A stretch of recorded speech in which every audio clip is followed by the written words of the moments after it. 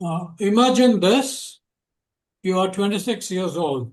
You have won beauty pageants, you're educated, your family is proud of you, you've just gotten married, the wedding of your dreams 5 months ago. And then, on a quiet May evening, you're gone.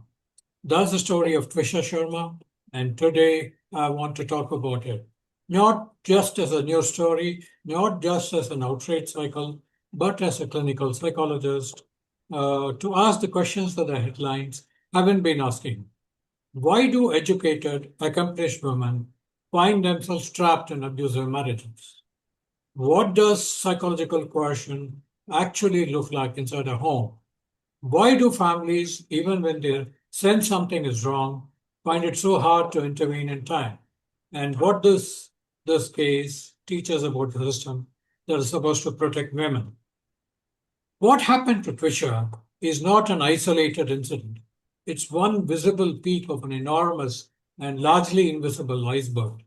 According to the National Crime Records Bureau, India, over the 6,000 dowry cases deaths are recorded every year. That's one in every 90 minutes. And those are the only reported ones. These are only the ones that are being reported. But today, I'm not here to give you statistics. I want to help you understand the psychology behind how this happened or is happening. Perhaps if we only mourn without understanding, these deaths will keep repeating. As a clinic, here I am. I am Mani Aiyar, the host of the show. I am inviting a renowned psychologist, Dr. Dishari Choudhuri, to our program. Hi, Dishari ji, how are you? Hi, Dr. Mani Aiyar. It is such a pleasure to be here.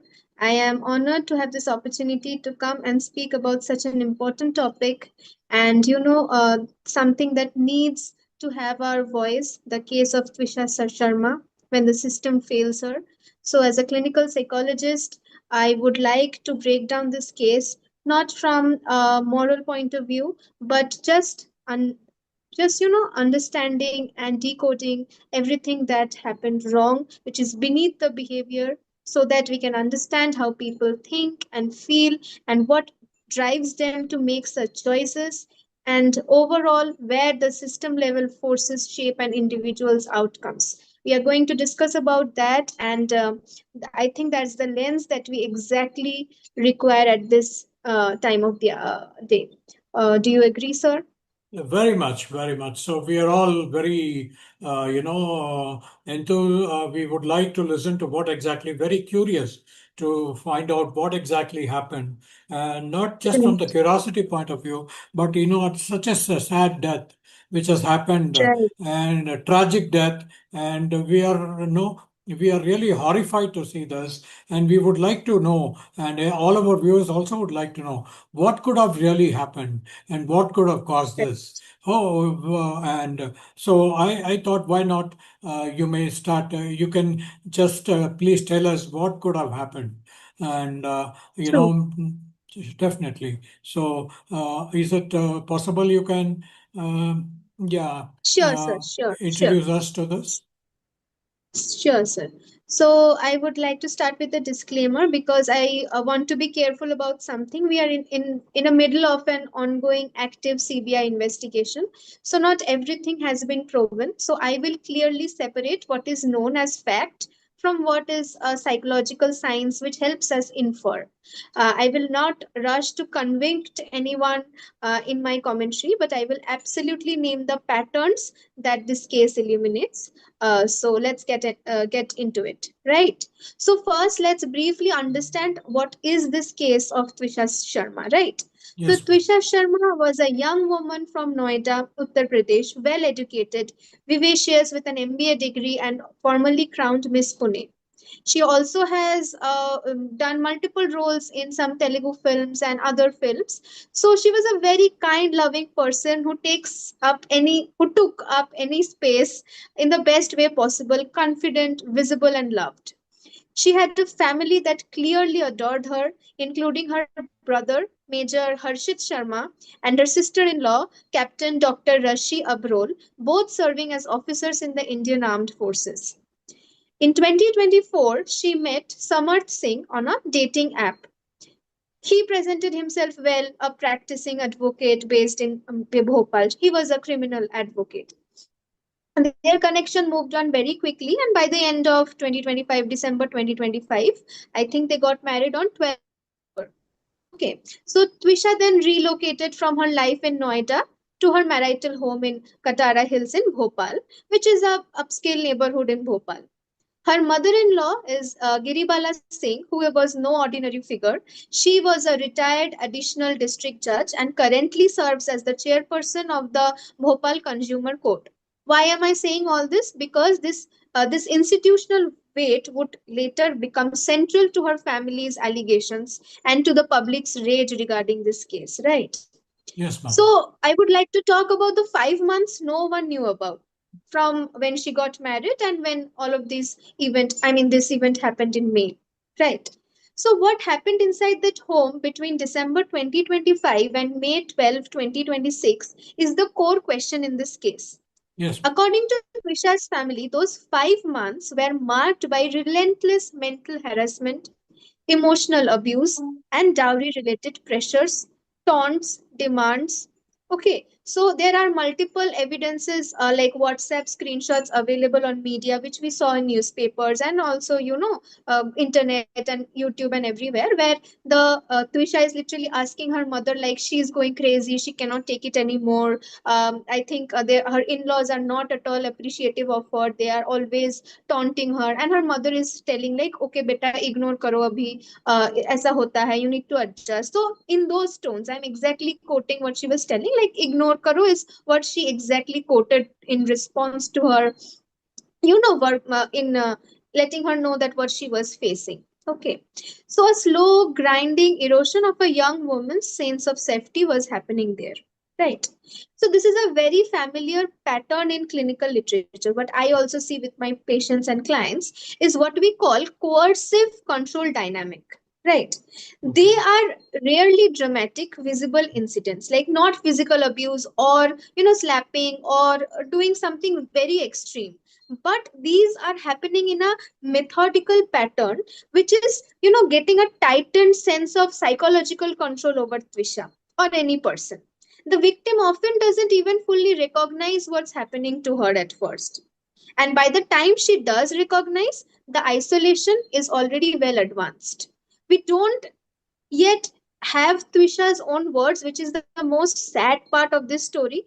But usually, how this thing goes, it's not very direct, like I will slap you, or someone is slapping, or someone is pushing you out of the home, but it's like, okay, I will not give you money, you ask money from your parents, okay, you are not allowed to go here, you're not allowed to keep so many friends, you're not allowed to do this, not allowed to do that. So it's like a psychological coercion and control over the person that the in-laws are building over time, and it's not direct physical abuse, right? Yes, ma'am. So now, if we are going to talk about the night of May 12th, 2026, when the actual incident happened, I Yeah. am not sure how many of the viewers here exactly know about the incident, so I will briefly tell what information is available to us. Okay. Would you like me to say that, sir, or shall I just No, go move just on with briefly give the incidents. I think most of them would have seen in the newspaper. So you just right? maybe highlight that, and then if required, we will go into detail. Right. So on May 12, 2026, Twisha was found dead at her matrimonial residence. The official recorded cause of death was hanging, but the timeline surrounding her death immediately began raising alarms and questions, and the investigators are still working on them to resolve that. However, the CCTV footage that is available on the media from the premises show that Twisha was walking alone towards the terrace at approximately 7:20 p.m. of her of her marital house in Bhopal. Right. So at 7:20 p.m. she was seen going upstairs while talking to her mother. Roughly an hour later, at around 8:20 to 8:30 p.m., three individuals, allegedly including her husband Samarth Singh, were seen on the footage. attempting CPR and then carrying her downstairs, her body downstairs. Okay. Okay. But here is the detail that set off the alarm bells across the country, because the FIR which was filed by police recorded her official time of death as 10:50 p.m. So a gap of nearly 3 hours between that CCTV footage and the legal time of death. Three Okay. hours that remain unexplained. Police Okay. were not immediately notified. The belt that was allegedly used in hanging was reportedly not produced as evidence. Okay. So, considering her husband was a criminal lawyer and her mother-in-law was a judge who is very well accustomed with how the law and how everything works, they did not inform the police immediately. However, everything happened there was like a blur. It continues to be a blur. What happened in those 3 hours? So these are not small discrepancies, right? These are exactly the kind of anomalies that speak to either a catastrophically mishandled investigation or something far, far more sinister than that. Yes, ma'am. Right. See, I would like to point out that, Hmm. initially the postmortem reports, at least there's Right. so many postmortem, at least a couple, two or three might have postmortems has happened. And Right. so after the postmortem, it was found that most of she had a lot of injuries on her hands, forehands, and back of her Right. hands. And these were blunt Right. force injuries caused by some kind of an object, blunt object, Right. very, and it also gave rise to the thing that the explanation given by the family was that they brought the body and it happened like that. Because when they brought Hmm. the body down, the injuries happened. But actually, the Hmm. post-mortem report records that these are all ante-mortem injuries. Ante-mortem means Right. that they are before the death. So in that case, there is a severe discrepancy. What has happened? That Right. means it gives rise to some kind of questions. Was she beaten? Was she tied up before the thing? Was she, abused badly and beaten black and blue, and then she was killed? That is what it is, because it looks from the behavior of the mother-in-law, who was a retired judge. She was trying to Right. put up a. Well, showed some drugs that she was taking, and it was indicated that Huh. she was to be schizophrenic and all that. That was one thing. Hmm. And the husband was missing for a couple of days, maybe 5 6 days, and he was finally Hmm. found to be hiding in the judge's chamber. So this all gives Right. rise to a lot of suspicions on what exactly happened. And what do you think might have happened, ma'am? Yes, so absolutely right, sir. There were multiple antemortem injuries which were simple in nature and which were possible by blunt force. Is exactly what was written in the the postmortem report as is available on the internet. And also the basic details like her height was also mentioned wrong as per as the media conferences that the police did. Like her height was written to be something as like 166 centimeter, and which her family members later said it's around 172 centimeters and like that. So then the in response to that question being asked, the police officer said that it is irrelevant, that basic details like height don't matter. But in such an incident where there is an hanging, the police very well knows that height plays a very important role. So the basic details in the report is also wrong. And also there are multiple, the gaps in information and why this has happened, and clearly shows that how people in power can change anything, even the law. That is the most sad part here. This because the mother-in-law was a retired judge, and Right. she has been, and there is a report saying that she was demanding dowry, and even on Mm. the day of the marriage, she Right. demanded, and she Yeah. said the marriage will not proceed unless they pay up the dowry, and 10 lakh rupees, yes. 10 lakh Mm. rupees, and this and Mm. continuous taunting for that money. And Mm. she was saying, no, it's not basically, see, they were from an upper middle class family and they really Mm. don't need that money. But she was saying, no, हमारा क्या होगा, हमारा, status क्या होगा. Ah, right. Yeah, so Mm. she's like that, she was saying. So for our status, you have to pay. हमारा status के लिए, Mm. ज़्यादा देना चाहिए. आप dowry Right. ज़्यादा देना चाहिए. ऐसा she was telling. And so what is happening? It looks like that they were demanding for 1 or 2 lakhs, maybe 2 lakhs. And just because she couldn't pay the 2 lakhs, they killed her. Is that what we are supposed to understand, ma'am? From a very rich middle Oh, class, ma'am. right. So I don't think it is so simple in nature. It is multi-strata and not a particular single strata problem. I think there are many information that are coming. Like I also heard, or I read about that. It's a concept of lavender marriage that happened here. Lavender marriage is a marriage that is done to hide the sexuality of one person. So allegedly, Samarth was interested in men and was homosexual, and he got married to Twisha only because Samarth's mother wanted to have a heir, family heir.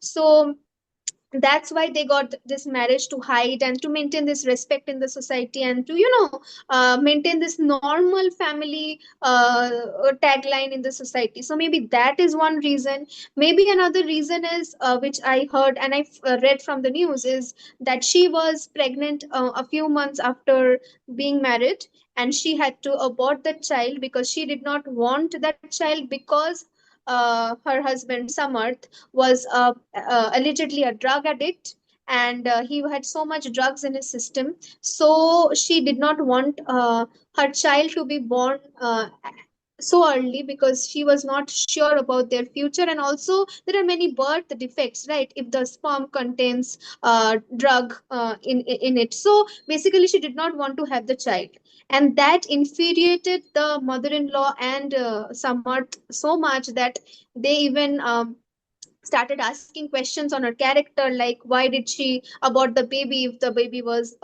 in a fair manner, is was conceived in a fair manner, and why would she not want to do that. And so Twisha's brother also went literally to their home, and then literally requested them that why are they saying these things, and why are they abusing her. And to that they said that yeah, because many women sleep with others because they need money, and many women sleep with others because they want to climb the social ladder. These are recorded. And I heard the recording of her mother-in-law literally saying that, Giribala Devi saying that.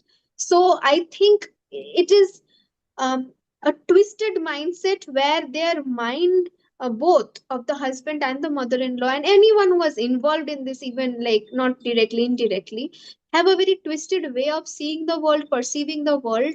And yes, yes, sir. Ma'am, sorry to interrupt you. Complete the thought.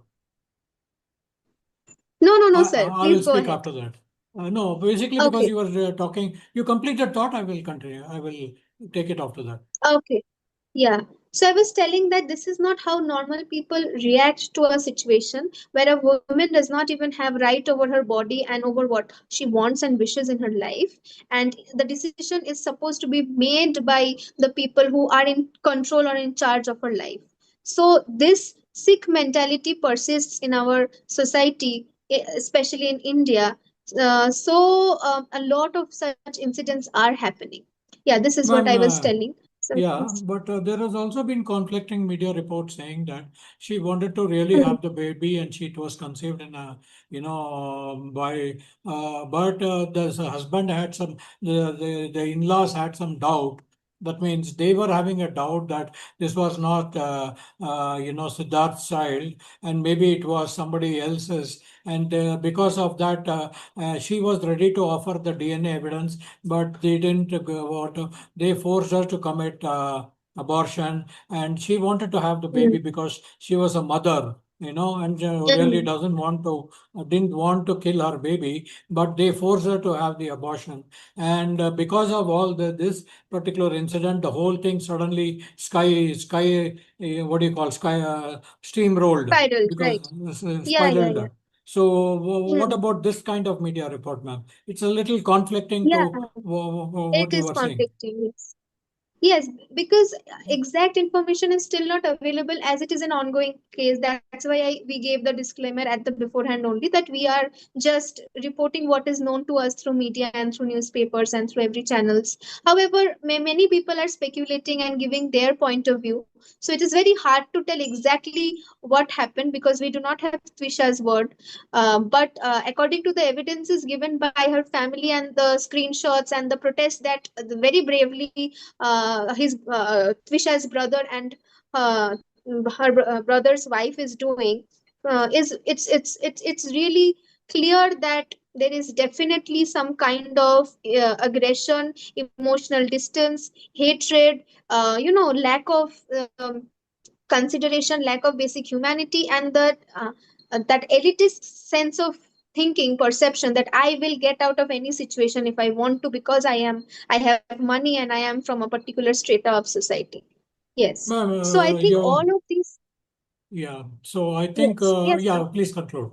So, I just wanted to quickly intercede because we are a little running Hmm. short of time. So I thought, Right. yes, they were abusive. There is some kind of record saying that the husband was very abusive and all that. So anyway, this is something she got trapped and Hmm. she had to, either she committed suicide or she was murdered. Either way, Right. we have lost this fine actress and this fine lady. Right. So Right. so we don't we, this is something we would like to see how this could have been Understand. avoided or how this could have been, Right. it looks like the husband might have been a psychotic or could have been a psychopath, for all you may know. So if such is the case, how we can detect such red flags early on so that one can, basically come out of these situations even before they go to such, very bad incidents, like suicide or murder. Right. Right. Because Right. is there anything that we can quickly take away and tell to the rest of the to the community, to the Right. society, what are these, so that so because we are really running Right. short of time, maybe we have just Right. 5 more minutes. So I think, Okay. Yeah, so if right. you could, So, yeah. how to prevent? We need to have a very distinct few takeaways that for families who are preparing for their daughters for marriage, one of the most important and powerful thing that a family can teach to their daughter is simply it is not the goal to not be happy or just to adjust. Okay, so you need to be having specific conversations with your daughter where you are teaching your daughter to name what she is feeling, to have the vocabulary for emotional and psychological abuse, not just physical abuse. Right. Okay. So it is also very wise to establish a code word or signal, like suppose Mayday is a signal and a code word for pilots who are having having an Emergency, emergency yes, while yes, yes. flying. Right. So like that, some keyword or code word that will help the family members understand that she needs help without telegraphing it to other people around her, right? Also, she also needs to ensure that she's always financially independent. For any women out there, the Mm. financial independence is very important. Otherwise, there will always be that aspect of coercive control where someone will be able to psychologically control you by not giving you money, not giving you the basic resources, not giving you the respect and independence. Right. So it is one of the most effective tools to fight coercive control. And also making it explicitly verbally clear that she can always come home. It is not like her father's home, it is her home. she can come back if she doesn't feel comfortable there.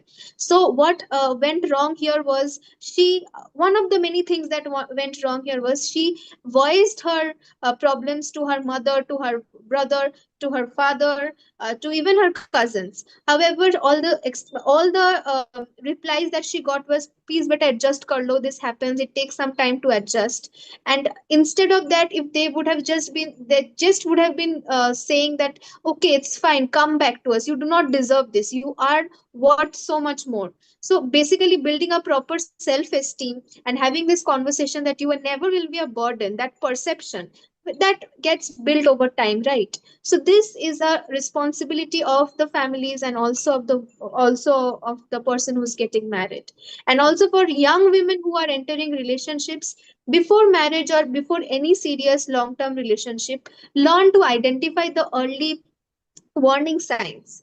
These often appear before the wedding or very soon after. Like, ask some questions like, does your partner become controlling or resentful when you spend time with your family or other friends? Does your partner or their family make comments about what you owe them or what they expect from you financially? Do you feel like you are constantly walking on eggshells, managing their mood and afraid to say the wrong thing?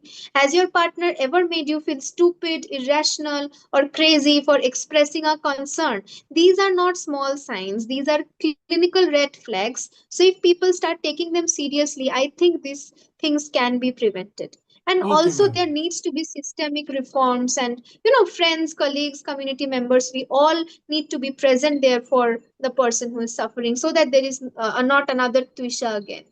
Okay, ma'am. So I think we're really short of time. So I just thought Right. that we can, just one more thing I just thought I can raise, because at the last minute, if she was, about to get murdered or about to commit suicide, in that time frame, she could have reached to anybody, to the police, or she could have reached to anybody, of friends, or anybody for that matter, if this is happening, so that, something would have been, could have been done even at the last minute. But it is unfortunate that she was not able to reach out.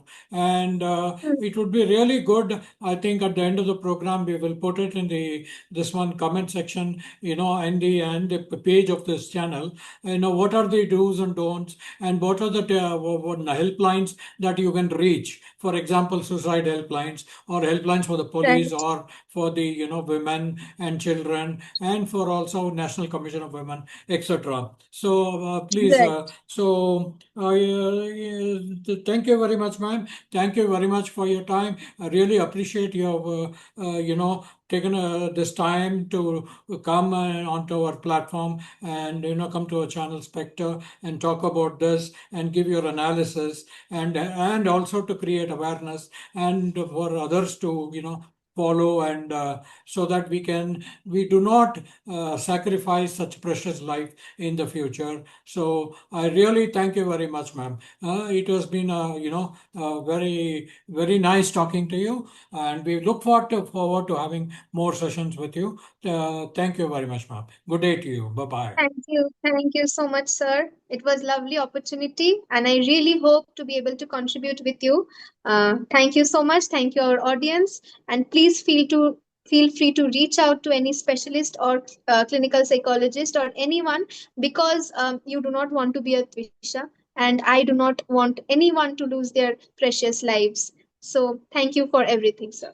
Thank you, ma'am. Good day to you. Take care. Bye bye.